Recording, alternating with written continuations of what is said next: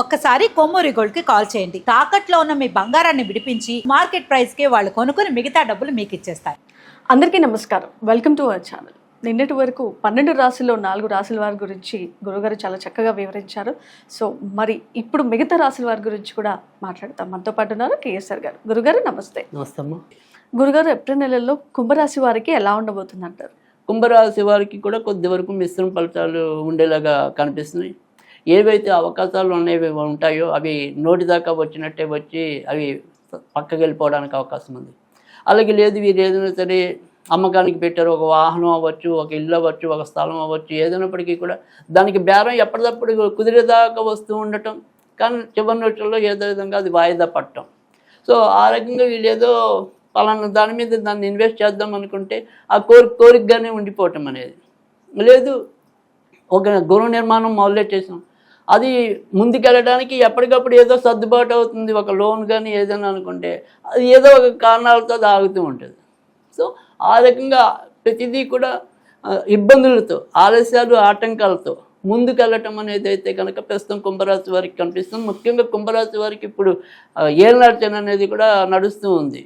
తర్వాత రెండోది వచ్చేప్పటికి ఏంటంటే ఈ యొక్క రాహు అనేవాడు ఈయనకి ఇప్పుడు ప్రస్తుతం కుంభరాశికి రాశిలోనే సంచరించడం అనేది, తర్వాత వీరి యొక్క అష్టమాధిపతి అంటే రోగాధిపతి కూడా ప్రస్తుతం రాశిలోనే సంచరించడం అనేది, తర్వాత రాజ్యాధిపతి అంటే ఉద్యోగాలకి వాడికి సంబంధించిన వాడు కూడా రాశిలోనే సంచరించడం వల్ల ఏప్రిల్ నెలంతా కూడా ఉద్యోగాల పరంగా కూడా చికాకులు వచ్చే అవకాశం ఉంది.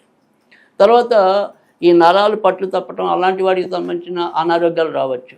తర్వాత మైగ్రేన్ తలనొప్పి కానీ ఇలా మనం ఏమంటాం శిరస్సుకు సంబంధించినవి అలాంటి వాటిలో కూడా మధ్య మధ్యలో కొంత ఇబ్బందులు తలెత్తే అవకాశాలు ఎక్కువగా ఉన్నాయి. కనుక ఎలా చూసుకున్నప్పటికీ కూడా కుంభరాశి వారికి అప్పు ఏదో విధంగా సర్దుబాటు అయ్యి ఏదో అనుకోవటమే తప్ప ఆనందంగా సంతృప్తికరంగా వెళ్ళే పరిస్థితి లేదు. అంటే ఇప్పుడు సపోజ్ మనం ఏదో ఇందాక గృహ నిర్మాణం అయిపోయింది, దానికోసం 1 లక్ష రూపాయలు తెచ్చుకుంటాం ఎలాగల్లా వాళ్ళని వెళ్ళి బతిమాలి, కానీ ఆ 1 లక్ష రూపాయల్లో 50,000 మనం దానికి ఉపయోగించగలుగుతాం. 50,000 ఇంట్లో ఉన్నట్టుండి ఇంకోళ్ళ కోసం ఖర్చు పెట్టాల్సి వస్తుంది.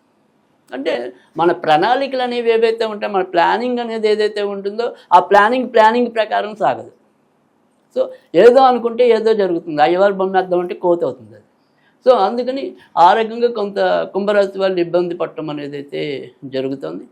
మరి కుంభరాశి వారికి ఈ ఆటంకాలు తొలగిపోవాలంటే ఎలాంటి పూజలు నిర్వహించవచ్చు, మరియు ఎలాంటి రత్నాన్ని ఉపయోగిస్తే మంచి ఫలితాలు ఉంటాయి? తప్పకుండా ఈ నెలంతా కూడా సాధ్యమైనంత వరకు కుంభరాశి వాళ్ళు అయితే కనుక ఎక్కువ శాతం అయితే కనుక వినాయకుడిని పూజించడం వల్ల వాళ్ళకుండా ఆలస్యాలు, ఆటంకాలు, విఘ్నాలు ఇలాంటివన్నీ కూడా తొలగిపోయడానికి ఎక్కువ ఉంటుంది. కనుక పూజ అయితే కనుక వినాయకుడికి సంబంధించిన పూజలు చేసుకోవాలి. మరి రత్నం ఏది పెట్టుకుంటే మంచి జరుగుతుంది అనుకుంటే కనుక వజ్రం అనేది అయితే ఉంటుంది. ఒకవేళ వజ్రం మనం ఇన్వెస్ట్ చేయలేము అనుకుంటే కనుక జర్కాన్ అనేది ఉంటుంది, అంటే ఈ డైమండ్కి మారుగా వాడేది ఉంటుంది ప్రత్యామ్నాయంగా.